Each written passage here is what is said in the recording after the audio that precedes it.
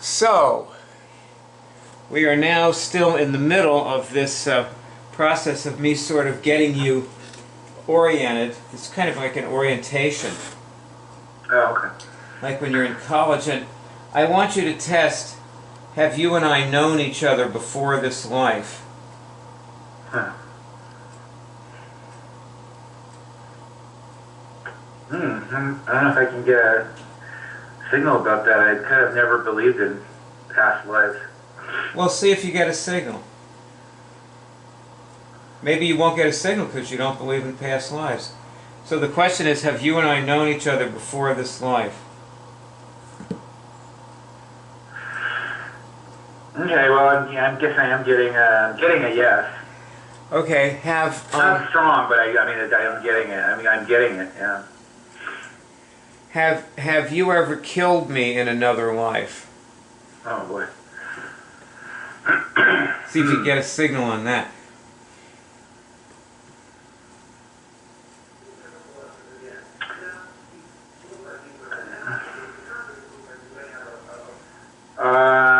I'm getting a no, but I'm getting that you were an enemy of some kind.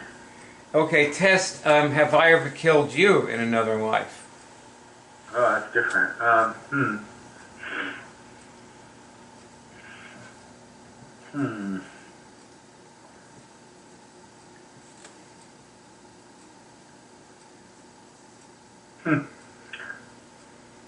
Get anything? I'm sort of getting a yes, but I don't like it. I'm kind of wanting to deny it. Well, this is what people bring into their relationships, just so you know. Yeah. But I'm clearly getting some sort of hostile relationship. Well, actually, you could also test, have you and I worked together in other lives? Worked together? Yeah, worked together.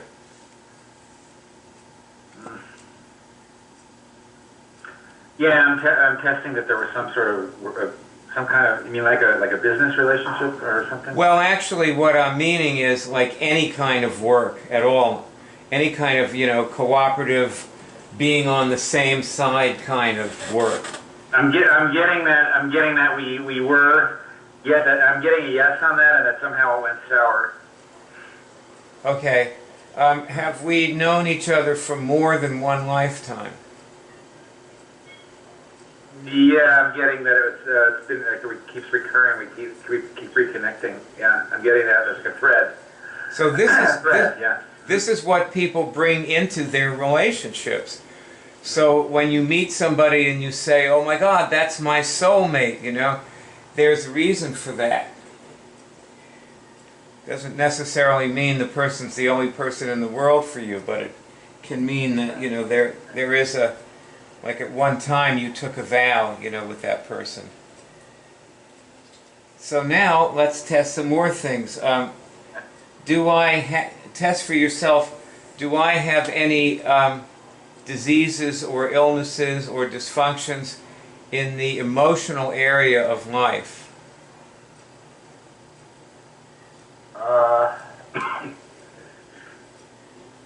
I'm testing yes on that. Okay, and how about in the spiritual area? Testing no on that. And how about the physical area? Testing no on that.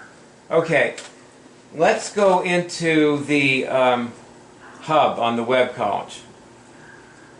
Okay. So load up the hub, and I think I shall do the same, and maybe that will help if I have it up too.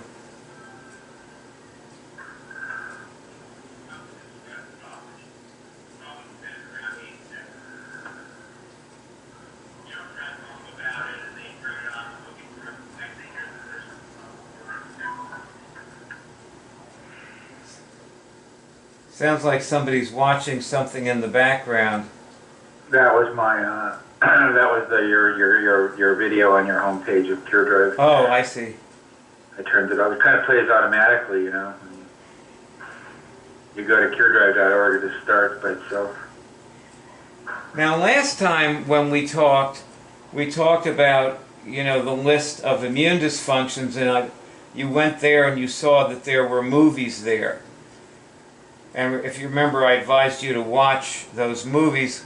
Did you watch any part No, of not any yet. of them? Not yet. Not yet. No, I haven't yet. Okay, well, what I want to recommend is that, number one, you use your smartphone to watch them or listen to Right. them. And also, if you listen to 5 minutes, it's better than nothing. So, Right. so like tomorrow morning when you go on your bike ride or whatever, just turn the movie on and then you can turn it off in 5 minutes. Okay. Like, try to do something like now. It's always about doing something now. Like, for example, here's the hierarchy of skills. You see the orange bar at the top? Yeah. And if you test down through the hierarchy of skills, remember you got something on remove the veil? Yes. I still have that connection, something there. Now, did you go into remove the veil and test through the lessons? Not yet. Okay, go into remove the veil. I'm doing that right now. Okay, I'm And there.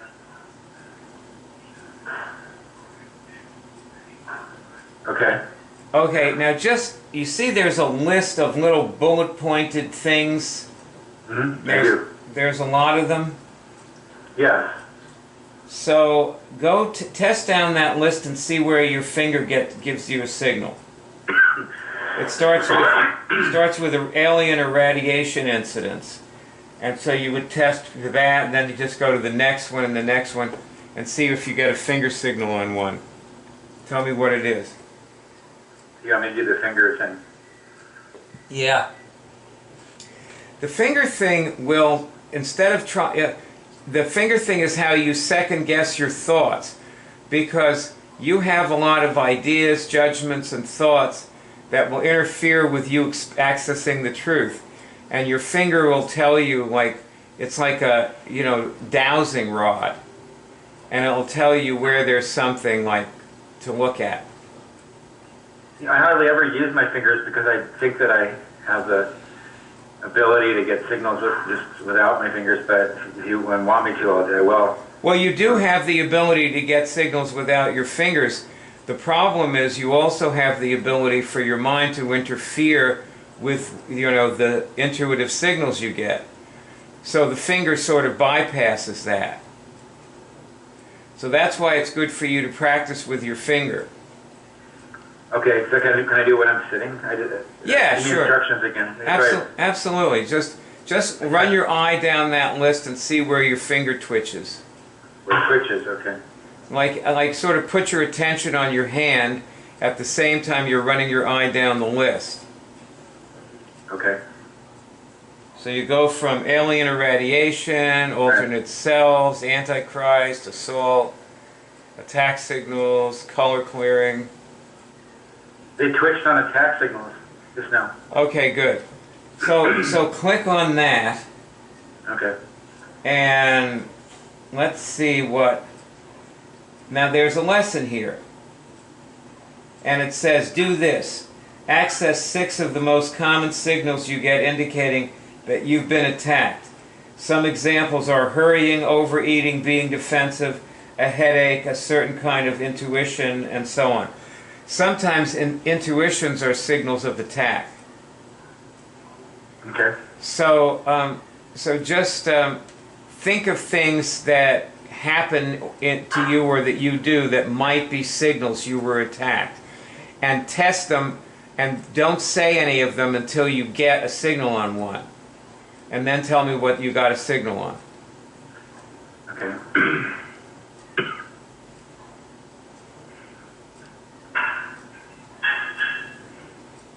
Like, I get a signal for myself, because I have that too. I get a signal on waking up in the middle of the night.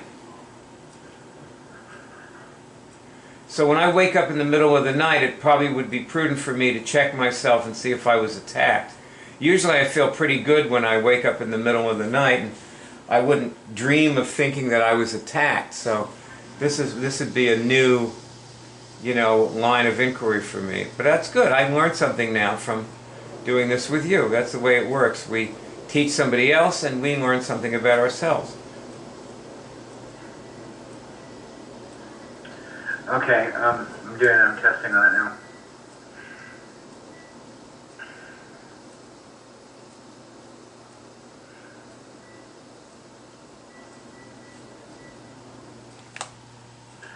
All right.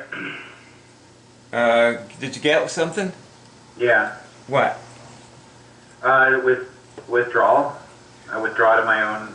I get really quiet and don't connect with people, and I withdraw. Okay, so that means you were attacked.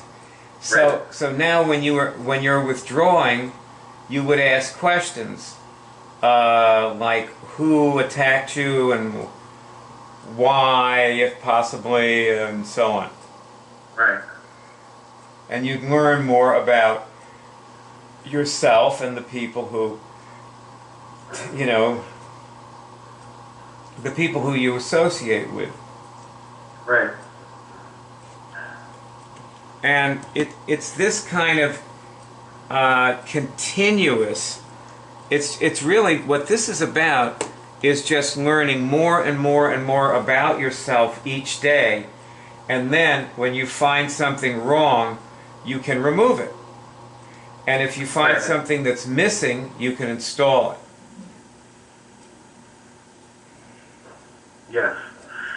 So that's what we're doing. We're just working, like, we're working on it. It's a way of working on yourself.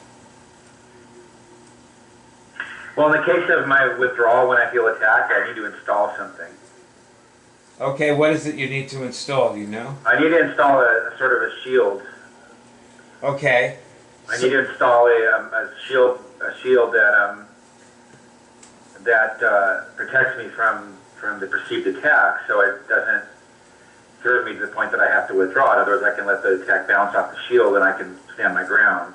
I don't have to withdraw and feel like I've been injured. Okay, so Tess, can I install this shield? Oh, absolutely. Yes, I can. And Yes on that. Yes. do I need to install it now? Yes. Alrighty, well then go ahead. I am. I'm already doing it. I'm a step ahead here. I've already done it. And do you feel? I visualize that shield and I put it right there. All right, good. Well, do you feel a change in yourself? Yeah.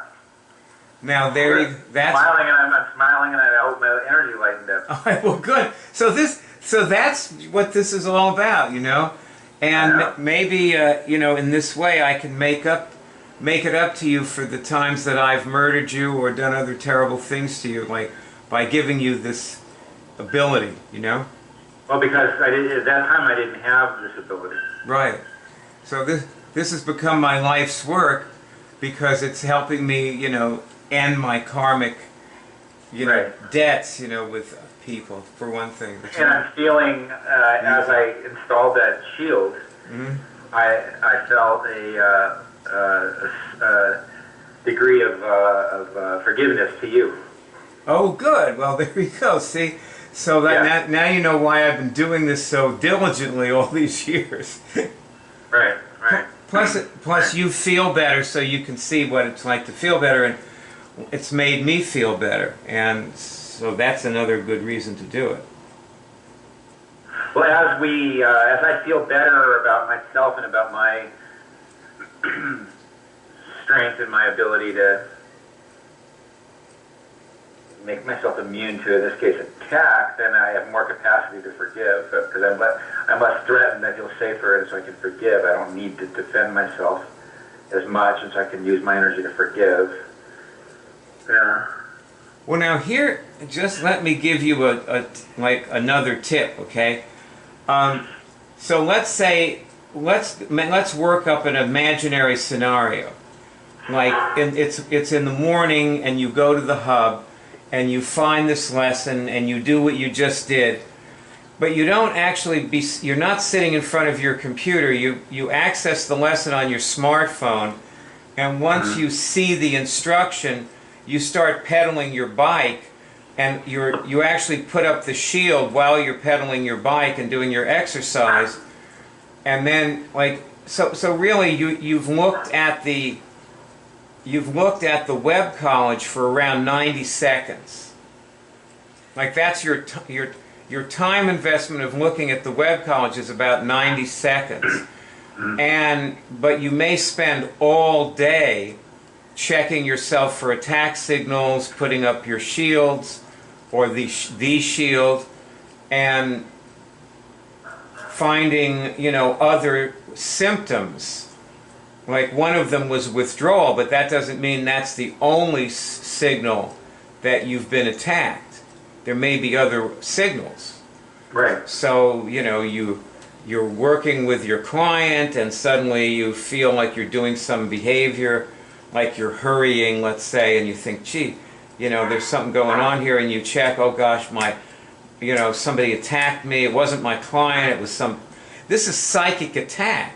Like, somebody who's dead can attack, like your grandfather can attack you. So, like, it can come from anywhere. So you just, you spend like weeks, months doing this one lesson that you spent like 90 seconds looking at.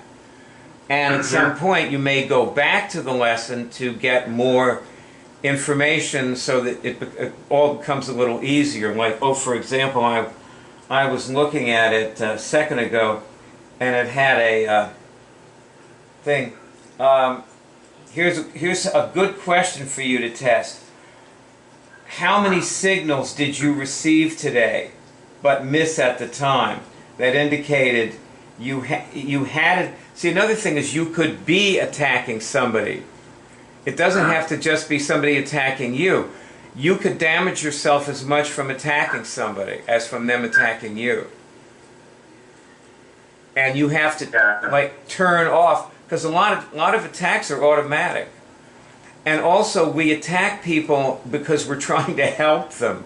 So if you think about like you're probably trying to help, like, well, test like about yourself. Am I trying to help over 20 people? Am I trying to help over? Yeah, I'm trying to help like way more than 20 people. Well, you know what? See, that's the thing, is that you're somebody who really likes helping people, and you feel a very high sense of responsibility. So it could, it's very easy for you to fall into attacking them. Yeah. Because sometimes you just get totally frustrated with people and you don't know what to do. Yeah. Oh my God. But you're right. If I attack people, the symptoms are similar to being attacked. Because when I attack others, then I tend to do the same withdrawal that I do if I feel like I'm being attacked. Part of me attacking others is I go into withdrawal. Right. Yeah. That's a way of attacking them. It's like passive aggressive, you mean? Well, I do the attack in my either in my mind, either to myself, or I'll say something sarcastic or something, put down of some kind, and then I'll go withdraw. Well, it's psychic attack. So actually, you could be completely silent and attack somebody. Oh yeah, I'm very good at that. And also, it's quite possible that most attacks happen when the person is not physically present, so you can't talk to them. Yeah, that's true. And if you feel stressed out or enervated, you have to check yourself and find out if you are attacking or being attacked. Because if you attack anybody, your energy goes right out. You're like discharging your energy into them. Barb has a bunch of people she does that with, and she just loses all her energy. Like, she discharges her energy into people who aren't even around her. They're not even there. So, let's see, did you get a number? Let's get a number for how many signals you received but missed. Is it over 6? No. What I'm getting is that today was an unusual day today. Oh, good. And I'm getting 0 today. Oh, you had a good day today. All right. Well, good. Yeah. I mean, on a typical day, I would probably say it's. What was the question? How many people did I attack? Yes. Is it or attacked you? Is it over? Like how many attack signals of any kind did you receive? Is it over 6? On a typical day, it's probably a dozen. Okay. Today it was 0, and it's an unusual day. I had a really incredible day today where I felt like everyone was my ally, and I met some new people today and felt that way, and then I attracted this positive ally type energy from Barb, and then from Alejandra, and from you, and so I feel like really unusual. Like I feel like I don't have any attacking signals today. You know, I wanted to mention to you, I think it'd be good for you, like, to invite Alejandra to meet with you and to do, like a buddy thing where you, like, both test for each other on the hub and remove some things. You know, you could meet with her on Skype. You could just write to her and ask her if she would do that. Okay. As soon as I understand how to do it. Well, you're doing it. I don't see what's... Oh, with your guidance, I'm not sure I could do it with her unless she... I don't know that I have the...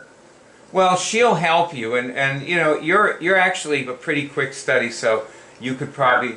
It would probably be a fair exchange, and you know, it would only be an hour or so of investment on both of your time, so you wouldn't be ripping her off too badly if you didn't put up a good show, so I wouldn't worry about it too much if I were you. Okay, all right. Okay, I'll do that. Yeah, I think you should invite her. I think Alejandra would be tickled pink to meet with you. Let me see here, what else? Now, I'm going back to the hub again. Go down this list again on the page of lessons for the, you know, remove the veil, and see if you get... It's funny because I was starting to do that just as you said it. I had just gone back to that. All right, see if you get a signal on another one. Okay.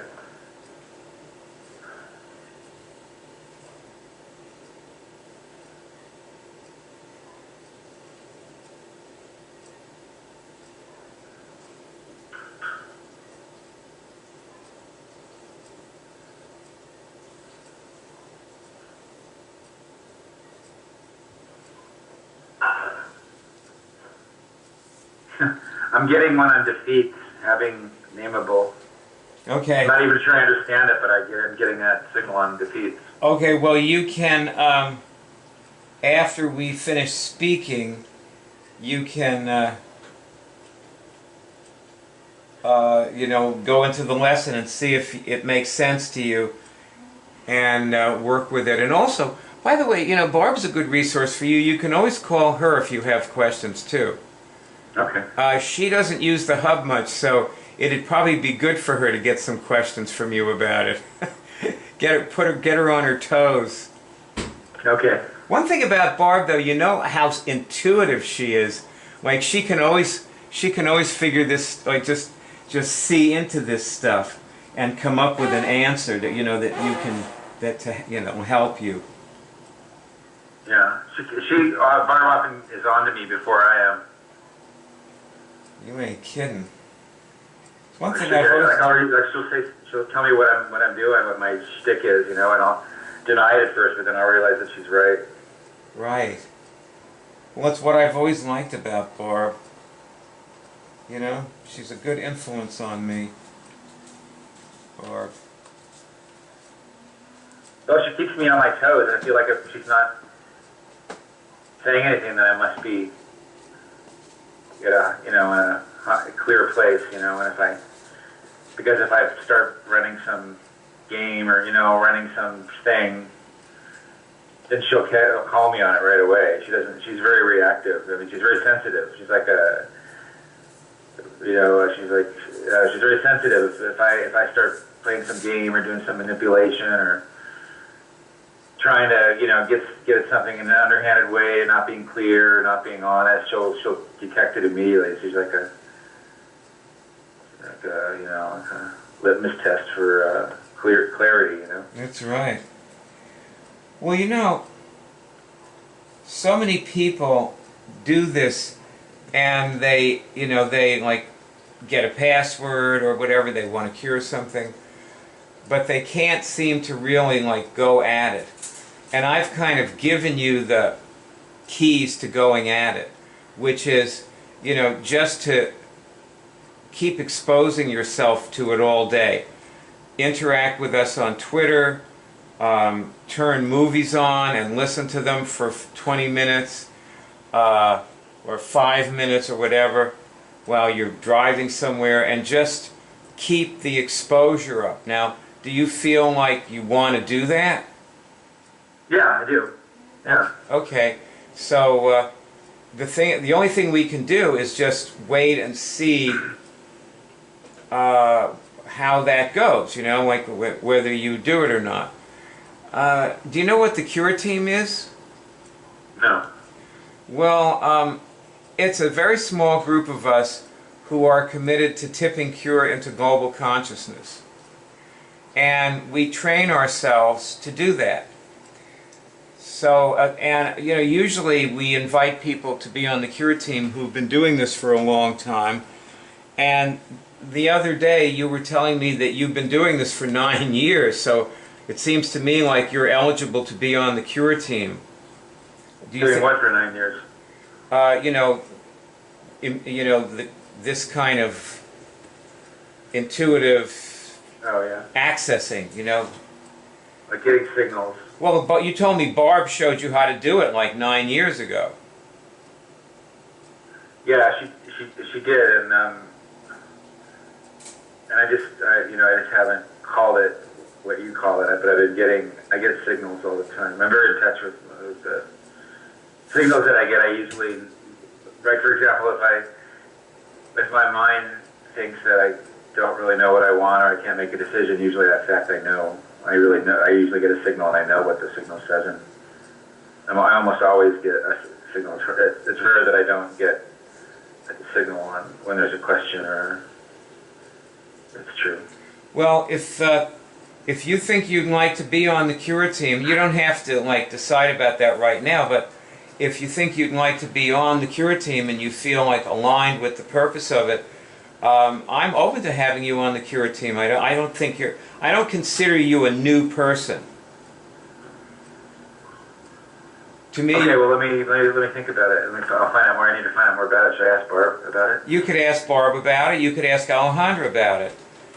Does this have something to do with what Barb does, like going out and giving out bumper stickers and stuff? Well, the way everybody does things is different. Like you were with Ross today, and remember when I was talking to Ross about teaching her students? Oh yeah, yeah. That was like what she did. She's an English teacher. She does classes. So she, sometimes teaches her students how to get signals, especially when there's a flu going around. Like they cure the flu. It takes them like 15 minutes. Yeah, well, I've been curing myself too over the last 10 years. Since I turned, it started when I turned, 40 years old. Really? No, 50. No, 50. When I turned 50, when I turned 50, I had no choice but to, I was 50, I had no choice but to, I had some things that I thought were wrong with me, and some doctors told me it might be wrong with me, and I decided that I'm not going to allow that. Those things to be true, and I had no choice, so I used the same skills that you use in Cure Drive, although I didn't call it that. I didn't think of it that way. But I used many of the same things. Well, I have an idea about how you could find out more about the Cure Team. You know what I'll do? I will, you know how sometimes I post movies or things on your Facebook wall? Well, I film the Cure Team meetings. So I'll find a Cure Team meeting and I'll put it on your Facebook wall, and you can Sure. watch it and see, like what it is. It'll be pretty obvious how we're doing it. But as far as what people do, everybody does something different. It depends on their lives and what, seems right for them. So that's the answer. Okay, well, let me think. I don't want to commit to it now, but I might want a little more time just to explore what I'm already exploring, what you're giving me here, so I don't want to feel overwhelmed, so just give me a little... Well, I don't blame you a bit for that. Have you ever watched the 4.5-hour movie on the homepage? No. Well, there's something overwhelming you could do. You could watch that. Just turn the thing on when you're out somewhere. Treat these things like audiobooks and listen to them while you're driving and shopping and doing stuff. And then you can turn the thing on and off if you stop and talk to somebody, just turn off the movie, You don't have to sit in front of the computer. The best way to learn this is from movies on your smartphone. Okay. That's the best way to learn. Okay. So, all right, I guess I've oriented you good and made all my suggestions. And you know what? Maybe I should meet with you again in a week or so and find out how you're doing with them. But I think I've been complete. Right. I think at this point I've been complete with you. So I'm happy to... Michael, I must say I'm happy to have renewed our acquaintance. Yeah. That we've had over the centuries. Interesting. Yeah, I do feel that there has been a connection. Yeah, interesting. I do feel it. I'm aware of it. Yeah. Long time of knowing you. Well, you'll find your old friends now. It's very easy to do it now. You have access to the truth. We're accessing the Akashic records. Oh, wow. Yes, there's a record of everything, so you can find out all about when you were Chinese and whatever. Let me ask you something. Do you think that there's a record of the future? Yeah, I test that there is. I do too. I test that there's a future, there's a past, there's a future. It's all there. It's all been written, and we just we sit where we sit on that continuum. Mm-hmm. And we have a limitation, which is that we are we're fairly blind to the future, and we're fairly blind to the past, but we're mostly blind to the future. We're pretty blind to the past, and we're very aware. We have an exaggerated awareness of the present, in that we think that the present is all there is, and we think that the past is gone and the future hasn't been written. But I don't think so. I mean, I believe in the whole concept of wormholes and black holes, and that it is theoretically possible to do time travel, because I think it's just it's a continuum, and the past and the future are just as real as the present. That's what I think. Well, then you're in complete agreement with Meher Baba, because that's what he said. I didn't know that, but... Mm-hmm. And this ability frees us to pursue our interests. So, maybe you're more interested in the future than I am, and you can, do stuff with the future, and I don't have to. I can do what I do, and you can do what you do. I'm not that interested in the past either, to tell you the truth. So, I have other interests, but we can all pursue, because you can ask any question. You can test for anything. Well, I'm interested in the past in a certain way, which is that I'm like, for example, we, meaning the current American culture, the European immigrants to the United States are here because we committed genocide against the natives that were living here. And that really bothers me. I carry that with me every day. I mean, even though it's the past, even though I wasn't. Well, I was here. I got news for you. We were the natives that we committed genocide against. In what sense? That we Souls tend to hang around where they were. Right. You know, it's so funny. There's something wrong. There's something. I feel like it's not, like our society isn't legitimate, because it's like if you steal something, it's not yours. It's not really yours. You know, it's like you were sort of talking. You were talking this morning to Greg about how there's something illegitimate about the way he went to that play, because he was using the fact that what's her name was looking for something that he couldn't give, but he used it in order to get a free trip to the play or whatever the hell. Yeah, right. Details were, so it wasn't legit. There was something unclean about his presence. Yeah, right. Really. And that's what I feel. There's something unclean and not legitimate about our whole country, our whole society's presence in North America. And so that bothers me. I don't feel that it's legit. I don't feel like committed. Well, I have to share a story with you, but like before we we'll get off in a minute. We'll stop. Yeah. But there's a story I want to tell you. Right before, I discovered this ability in April of 1993. And in January of 1993, like the December, the Christmas, New Year's period, I was in Jamaica. And there was this guy I knew from the pub in Philadelphia who had a house in Jamaica, and he knew the Prime Minister and so on. And like I used to just talk to him sometimes in the pub. And when I told him I was going to Jamaica, he was saying, "Oh, great, like try this or that." And the funny thing was, like I get to Jamaica and I'm sitting in this outdoor, bar eating dinner at the bar, and he's next to me. And it was like, oh my God, you're here, And he hands me 2 tickets for the World Cup. There was a reception dinner, and he said that, it's kind of hard to get food in Jamaica, so maybe you should go to this reception dinner because there'll be good food there. So on the night in question, I go up, the hill to the golf club. This was in Mo Bay.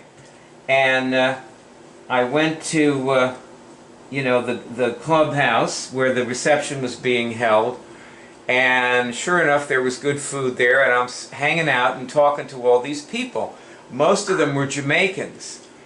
And I looked at them, and I realized that these people they had been pirates.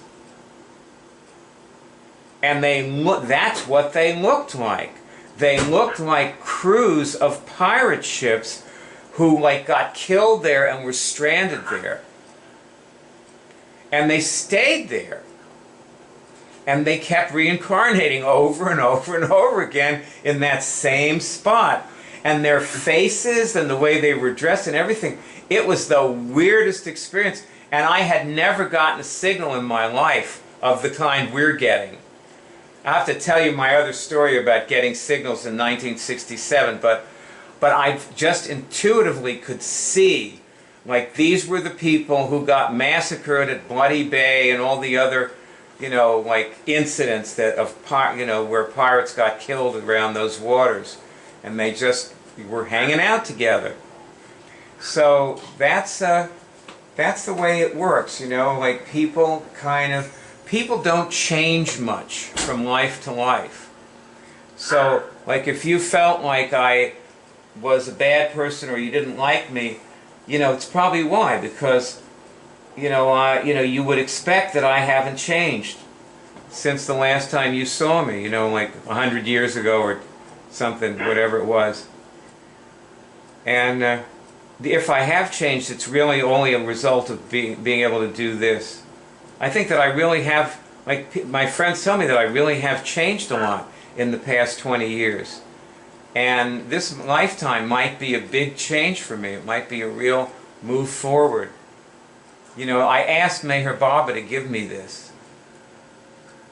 I asked for, spiritual advancement. So So maybe I'm getting it. Yeah, well, I have to be honest that that there's a part of me that doesn't trust you. Well, that's okay. You know, because of what you're describing, and so I feel a certain openness. I feel like at the same time I feel a certain fear, a certain guardedness. I feel like wait and see kind of. that's good. It's probably good. Yeah. You know, we're you're a very intuitive person. My intuition is that there's a side of you that I haven't seen that I'm a little bit, uncomfortable with. I think that there really might be a horrible side to me and like a terrible intention inside of me. And it's only by my connection to God that, I key it out. So, and I don't know, but I have sort of a mistrust of myself too. But I really don't know. I actually don't know, what I'm really like. Even after all of this accessing and testing and all, and learning tons about myself, I really don't know what I'm like, or, what I'm capable of, bad or good.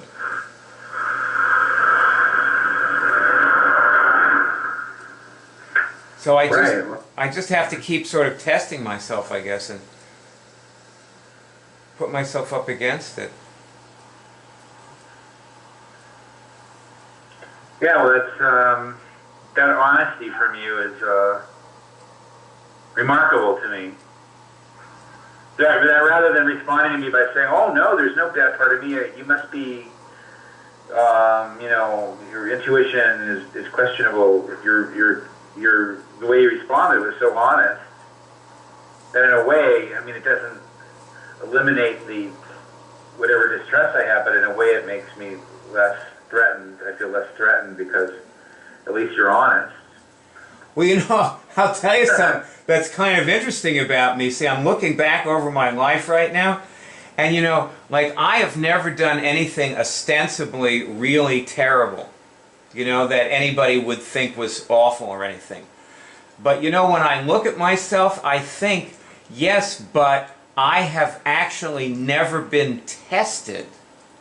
They never tortured me, so I didn't have to decide whether to talk or not, You know what I mean? Yeah. So my whatever seems like I'm okay may just be that I was never put into a situation where I would be not okay. Mm-hmm.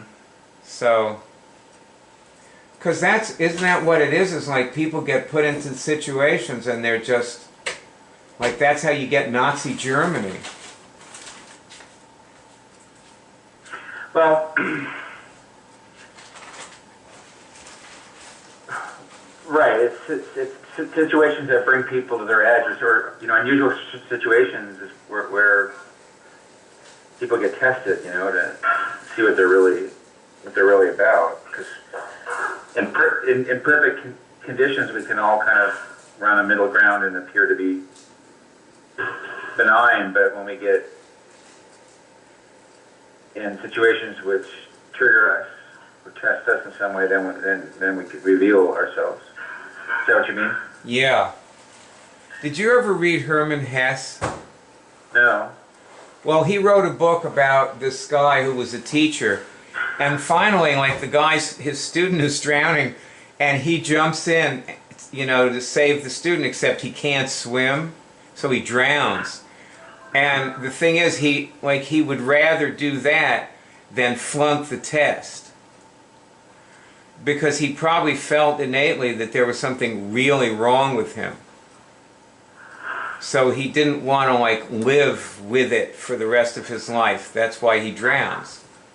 That's how the book ends. You mean live with the fact that he couldn't save the person? No, live with the fact that he didn't care enough, or that he wasn't good enough, or that he was bad. You know, he was selfish and self-centered and bad. So he just had to jump in even if he couldn't swim.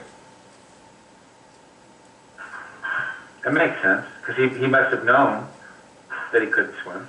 Yeah, he knew that he couldn't swim.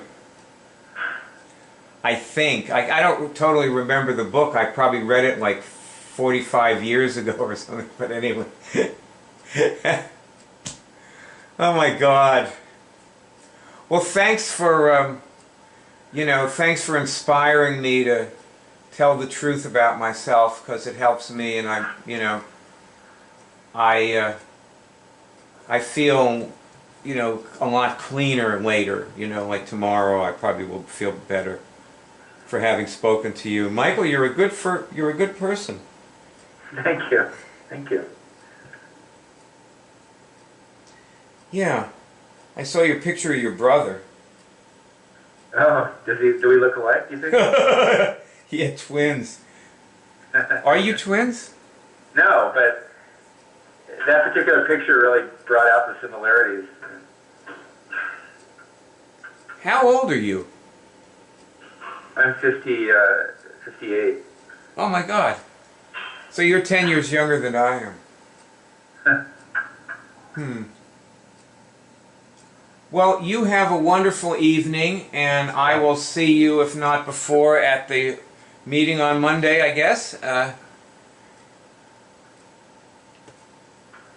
Okay, sounds good. Well, I'm sure I have a sense that we'll be at least tweeting a lot between now and then. I will be tweeting with you tomorrow, and okay. you're in my life. That's that's right. So I guess I'm enjoying the personal attention I'm getting from you to kind of guide me through how this one, and also the biggest thing I enjoy about my newfound connection with the Cure Drive community here is I really love the personal interaction. Well, do me a favor, like when you write to Alejandra, write to her on Twitter, and when you work this lesson, tell us how working the lesson went on Twitter so everybody sees it, and so I see it. And believe me, like every morning at like 7 o'clock, like I'm looking on Twitter to see who's writing. And yeah, I know you are. Yeah. So I will be there. I will be listening. The audience is listening, and that way we can talk every day, and it doesn't have to take us much time, and we can learn a lot from each other. If I work with Alejandra, do you recommend that like that I choose a lesson, or that we do a testing together to see where we both get a No, signal? you should test what lesson to do when you're actually on Skype together. So we could start with. Well, you'd get one for her and one for you. And you just start like the hierarchy of skills. You mean? Yeah, and you would just exchange. Like she'd work on hers for a little while, then you'd work on yours, and you'd sort of put your heads together and help each other, like when you're like figuring out a computer problem, with somebody, and they might say something that will, tell you what the clue is. And thank you, by the way, for telling us about the latest Skype version. That was good to know, that it doesn't support video conference. Yeah, but so the solution is, are you clear about the solution? Yeah, you go to an earlier version. That's the solution. Well, it's not quite that. It's sort of that. It's Skype. There's two threads of Skype versions. Oh. There's the desktop version, and there's a new thread which they began, sort of a vertical thread, which is the Windows 8, sort of the Metro. I don't know if Microsoft's still calling it Metro, but I don't know if you're familiar with Windows 8, but Windows 8 is a sort of a schizophrenic operating system. It has, on one hand, the old desktop paradigm of Windows, and then there's a new thing, which is all the tiles. They call it what's called the Metro version. Yeah. And so Windows 8 incorporates both of those, and Skype has both an application for their latest desktop version runs on Windows 8, but so does their new Windows 8 native version. So the trick is to get their latest version, but the latest desktop version. Okay. Thank you. That It's does. not like an old version. It's just a different version. It's the latest. You want the latest desktop version, and you can download it off Skype's site. So when you go to Skype and go to downloads, and you have Windows 8, it detects you have Windows 8, and by default it's going to give you the Windows 8 version. But there's a little link at the bottom that says Other Versions. Oh. You click on that, and then you choose the desktop version, whatever they call it, and then it works. But that's what I'll do. But you're right. If you get the Windows 8 version of Skype, it is not capable of handling multi-person video conferencing. Well, thank you. This has made it very clear, and I will make a separate little movie out of this. Oh, okay. We could do that. Yeah, so everybody can see, this issue about Skype and what to do with it. Because I know we're going to encounter it again. All right. Well, then, I will say sayonara, Mr. Michael Cadiz. Okay, great. Nice talking to you. Have a good evening. Wonderful being with you. Okay.